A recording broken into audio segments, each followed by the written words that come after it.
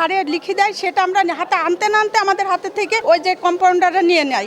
তো সেটা নিয়ে আমরা ভিড়ের কারণে ডাক্তার পর্যন্ত পৌঁছাতে পারি না। আমাদের ট্রিটমেন্ট, সেই ট্রিটমেন্টটা আমরা নিতে পারি না। কোম্পানির লোক এত আমাদেরকে উত্তেজিত করে কেন? আমাদেরকে ভিড় জমিয়ে আমাদেরকে সেই পর্যন্ত পৌঁছাতে দেয় না। স্যার পর্যন্ত তারাই নিজেরাই মনে করে যে আমরা ডাক্তার। আমরা এদের বিরুদ্ধে কিছু চাই যে আমাদের যে সরকার এখন হয়েছে কিছু পদক্ষেপ নিক। কুষ্টিয়া সদর হাসপাতালে আসছি ডাক্তার দেখানোর জন্য, কিন্তু এখানে যে বিভিন্ন কোম্পানির ওষুধ কোম্পানির যে আছে লোকগুলো আছে, তারা তো আমাদের ডাক্তারের পর্যন্ত পৌঁছাতে গেলে তাদের অনেক ভেজালে পড়া লাগে। আমরা যে সিরিয়াল অনুযায়ী আমরা যেতে পারি না। তাদের ভিড়, যেমন একটা ডাক্তারের কাছে অন্তত 5 থেকে 10টা কোম্পানির লোক চারিদিক থেকে থাকে।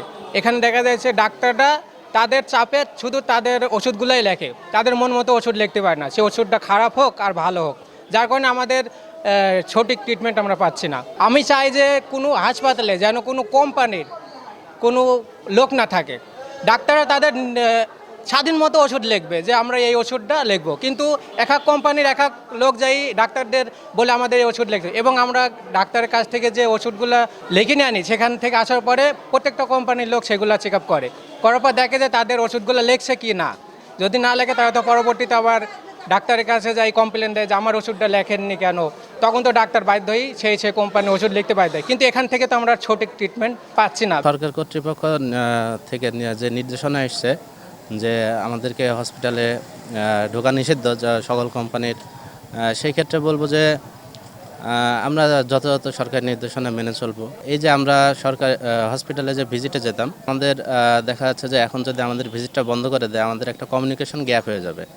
আমাদের ডক্টরদের সাথে যেই সম্পর্কটা আছে যে মেডিসিন নিয়ে, সেটা হচ্ছে যে মেডিসিনের সাথে আমাদের নতুন নতুন ইনফরমেশন আসে, আমাদের ইনফরমেশনগুলো তাদেরকে জানানো হয় বা তাদেরকে আমাদের ইন্ট্রোডিউস করা হয় নতুন নতুন মেডিসিনের সাথে। তো সেই ক্ষেত্রে আমাদের তাদের সাথে যে কমিউনিকেশন গ্যাপ হয়ে গেলে তারা এই বিষয়ে আসলে জানতে পারবে না, অবগত থাকবে না। এটাতে আমাদের চিকিৎসা খাতেও একটু সমস্যা সৃষ্টি হবে। সরকারের কাছে আবেদন জানাবো, আমি সবার পক্ষ থেকে প্রতিবাদ করব। আমাদেরকে অন্তত 2টা দিন সরকারি হসপিটালে 2টা দিন আমাদের নির্দিষ্ট টাইম দিয়ে দিক, নির্দিষ্ট টাইম এবং নির্দিষ্ট ডেট, সে অনুপাতে আমাদের একটা ভিজিট করার সুযোগ দিক।